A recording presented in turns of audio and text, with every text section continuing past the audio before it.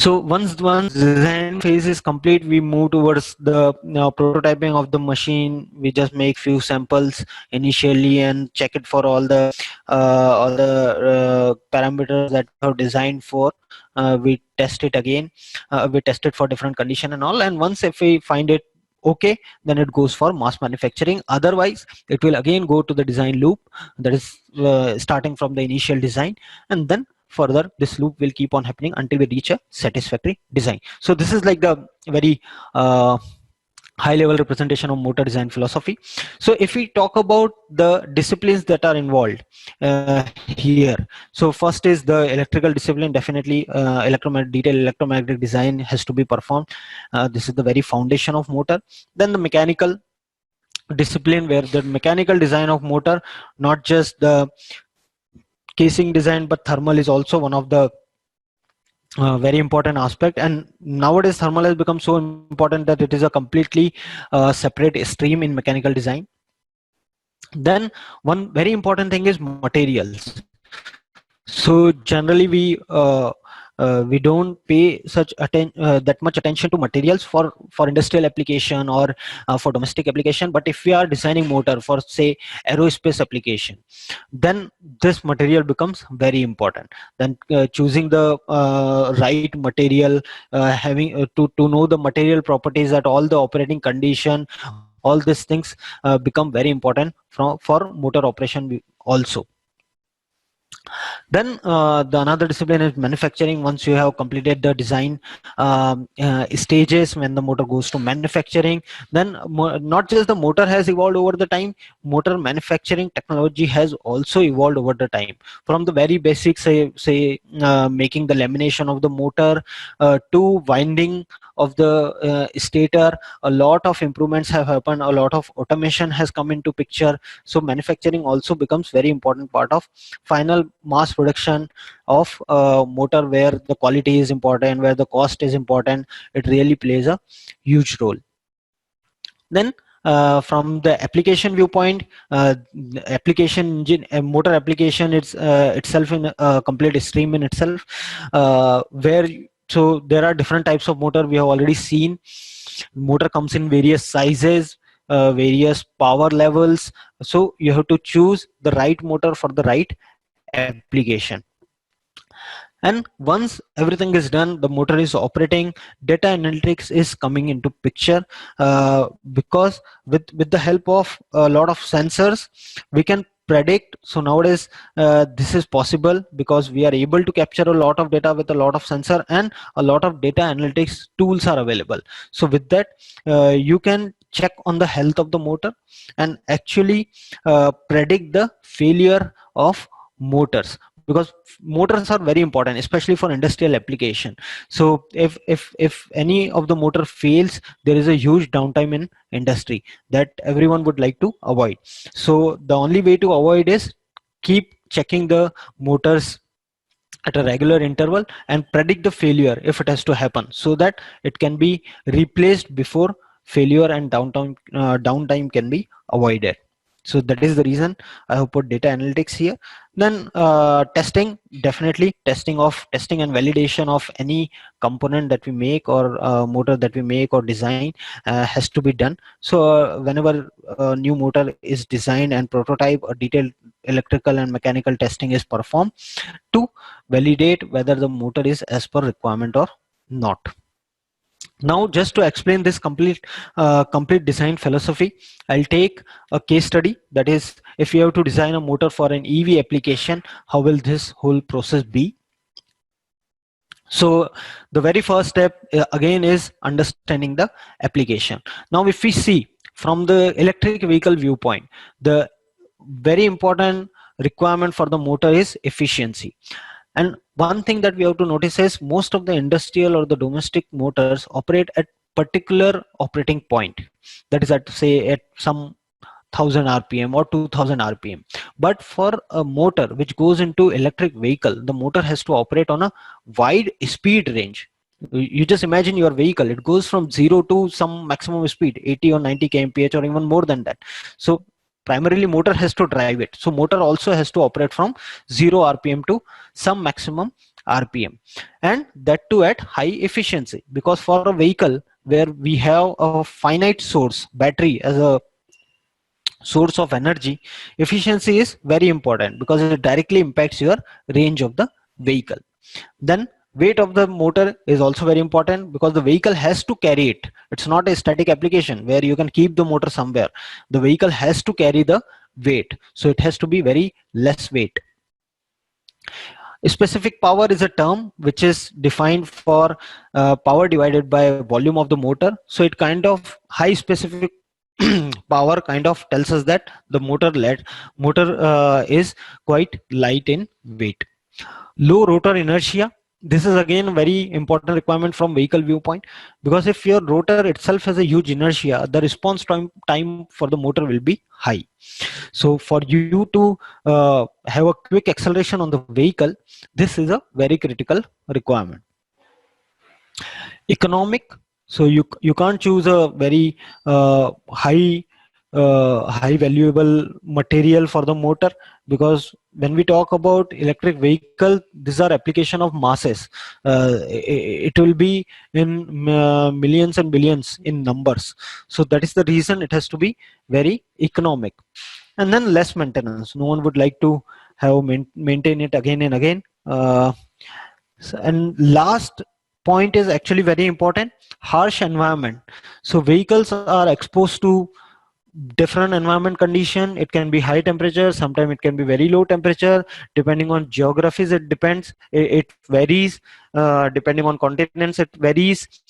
Then sometimes it can be rainy, it can be very dusty, roads can be very dusty, it can be a very huge vibration, like if your roads are not proper, a lot of potholes are there, then the motor might see a lot of vibration. So all those things have to be kept in mind while designing a motor. So this is all about how you have to know the application very well before starting the design of the motor. And then finally comes that what is the characteristic that we want out of our motor. So these are the typical characteristic. I have not put any number, these are general. I just wanted to show you a trend. So this is how the characteristic for the vehicle looks like, and the motor has to satisfy it. So as you can see, here is the speed and here is the torque. So it has to be a operation over wide speed range, and especially we need to have high torque at initial speed, because that is where you want to accelerate the vehicle. So then if you want to look at the power, so here there are actually two curves. One is the torque with respect to speed, then second is the power with respect to speed. So this torque speed curves and power speed curves are very typical in nature for electric vehicle application. Then the very first step is we have to make very basic design choices. When I say basic design choices, so there are different types of motor. So there is a very basic categorization based on how the flux flows inside the motor. So there are radial flux motor, there are axial flux motor, there are transverse flux motors, primarily three categories. So each and every motor has their own advantages and disadvantages. So we have to look at the vehicle, look at the scope, cost, and how much weight is available, how much volume is available, and based on that we have to choose a particular configuration. Then once you have chosen the configuration, there are different types of motor, as we have already discussed. So again, these motors have their own advantages and disadvantages. So considering them, we have to choose a particular type of motor to begin with. Then comes the selection of material. You choose selection of material for different materials. If there are magnets, then you have to choose a material. Then for the steel, you have to choose a material. For the copper, you have to choose the grade of copper. So these are the basic design choices. And another important point is cooling of motor. So cooling has to be thought before only, like do you want the motor to be natural cooled, or do you want it to be air cooled, or will there be water cooled? Because based on that you can choose the current density in your electromagnetic design. Like you can make sure that If you operate the motor, the temperature won't be so high that it will damage the motor. So that happens with cooling of motor. Once you have made this basic design choices, then you go to the electromagnetic design. Again, in electromagnetic design or the electrical design, very first thing is initial basic design. So here we directly don't jump to the commercial tools that are available. First we do basic analytical equations. With the basic equations, or so if you are working in a big industry where they are used to producing motor for number of years, then they will have their own reference data set. So you have to choose from this reference data set at least a starting point for the design.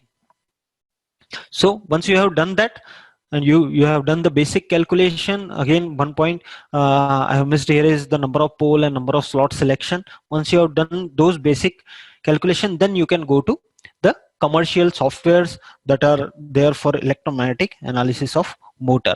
There you can do detailed analysis of motor for different operating points. For something like electric vehicle, you can't just analyze the motor at a rated point, but you have to analyze it for multiple torque and speed operating points. So generally this is one of the analysis that we do, where we see how much is the magnetic flux inside the motor. Is any area of the motor getting magnetically saturated, or those kind of things we observe. One type of analysis. This is the outcome. So here what you see is the efficiency map. Here you can see the efficiency scale, and this is what we see. Again, this is very typical for EV application because the motor operates on a wide variety of wide speed range. So you have to analyze it for the complete operating speed. You need to know what is the efficiency at each and every operating point. But if it is an industrial motor, then the operating point will be one or two. It won't be much. So you just need to analyze at those operating points. So it really depends on the application. So this is, in this step you complete your electromagnetic design and you pass it on the design, all your dimensions, outer diameter, length of the motor, length of the coils and all those things, you pass it on for mechanical design. Then based on the mechanical design, you do the shaft design, and then the casing design and bearing selection, all those basic choices you make. And then thermal design is, once you have done the basic casing selection, then you do the thermal design. Again, depending on what type of you have choose earlier, you decide on, you implement that type of cooling, and you check the thermals of the motor. So yeah, so then you check the thermals of the motor, that how much is the temperature rise. So these graphs are for the temperature rise at different areas of the motor. So we need to know how hot is the winding getting, or what is the effect of how much is the temperature in the magnet region if magnets are there. And you will know all your temperature limits for all the materials that you have used. So you have to cross check it with that. And if let's say your thermals are not being met, then you will have to again go to your electromagnetic design, change the basic parameters, and do this repeatedly until and unless your conditions are met. So once, so here all the design phases gets completed and we are ready for the initial, for making the initial samples of the motor, which we call the prototyping stage. And we come to the prototyping. So here, just for the sake of example, I have put some figures. So just to give an idea, this is the rotor. This is the rotor for an induction motor. So here you can see that there are bars in the rotor, and then this is a stator with a winding on the stator. So this is how your components would probably look like. So once you have done the prototyping, then comes the testing. So on the testing phase, you have to define the testing. Again, on your application, that what environment the motor is going to see, what are the operating points for the motor, and all those things you have to define and test them against all those requirements.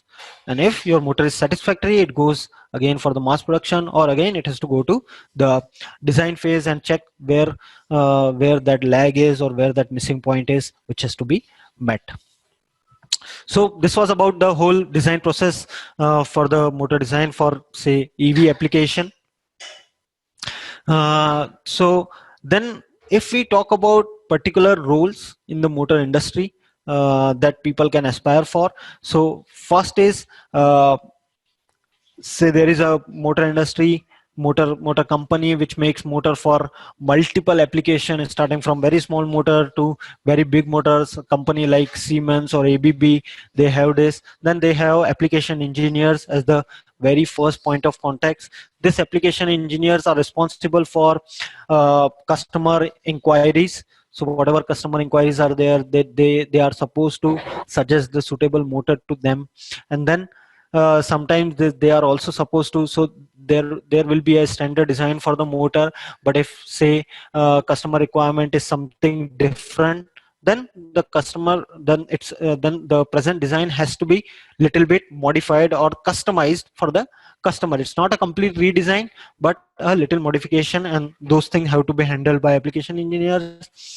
Then again, it might be that there is some very unique requirement from the customer side. Then first it has to be converted to engineering specification for people to design a motor for that. So converting that customer requirement to engineering specification is again job of application engineers or the product engineers. Then another important point is they have the product in their hand, they know what all their company makes. They have to look for new application where these motors can be used. Then comes a second type of people in the motor industry, that is the design engineers. So when I say design engineers, they can be electrical or mechanical or say material. So all this, wherever some kind of research is involved, some kind of design is involved, all those fall in this category. So one very important thing is the motor design motor designs have been constantly evolved over the period of time. So design engineers keep updating the motors for better efficiency, for cost effectiveness. So the present design always keeps getting better. Or say there is a feedback from the customer, and in some particular condition the motor has failed, then that has to be incorporated in the present design. So in this way the design keeps getting upgraded. Then another job is to keep on looking for new topologies of motor. Say earlier only induction and DC motor were widely used, but now BLDC motors are coming into picture, then your SRM motors are coming into picture. So all those things are, it's the job of design engineers to actually try out, design, compare the motors, and can they be replaced and all those things. Then also preparation of DVP, that is design validation plan. As per the design, as per the requirement, test plan has to be prepared for the motor to be tested. Since the designer knows the motor in and out, it's the job of design engineers to prepare the design validation plan. And also, if there has been any failure, if there has been any kind of problem with the motor on the customer side or somewhere else, then it has to be found that what was the reason for that, which we generally call as RCA or root cause analysis. That has to be performed. Again, this has to be performed by design engineer, because they are the best people who knows the motor in and out. And then they have to upgrade the design for that particular motor so that this doesn't happen again. Then another category of people are test engineer. Test engineer is very important. Test engineers are very important because they are the people who actually validate the motor against the requirement. So they are generally given the task of sometime designing the complete test rig, because motors might be same, but their applications can be different, and then for different application different test rigs have to be uh, made, because test rig are supposed to mimic the actual application. So test engineers have to see what the motors will be exposed to in actual application, and they have to make a test rig so that it mimics the complete environment or operating operating cycle of the motor, and those kind of things. So they have to design the test rig. In some cases, sometimes it's a standard test, so that time it is not needed. Then whatever DVP or design validation plan has been prepared by design engineers, test engineers have to carry out the test as per that design plan, and then analysis of the result also has to be carried out. Prepare a complete detailed report out of it, and highlight the areas where there is a lag, or they think that there is a problem. So all those are the primary, I have divided into mainly three categories. These are people on who directly join at this position or work on this particular area. Then as you keep on growing in the industry in the particular department, you will get to make the critical choices. Say another important thing I could have added here is the manufacturing of motor, where there is a complete different manufacturing team which takes care of manufacturing of motor. So once the design has been validated by test engineers, this design is forwarded to uh, manufacturing team for carrying out the mass manufacturing of the motor. So as you grow in the industry, you can say, if you are a test engineer, then you have to decide on what are the different ways of doing the same test, and those kind of critical decisions have to be made. As a design engineer, you will at a senior position, you will be involved in studying the what are the trends going on in the world regarding the different types of motor, and you will have to do a very high level comparison and give your people working under you an idea that what they should be trying out for future, and those kind of things you will have to work on.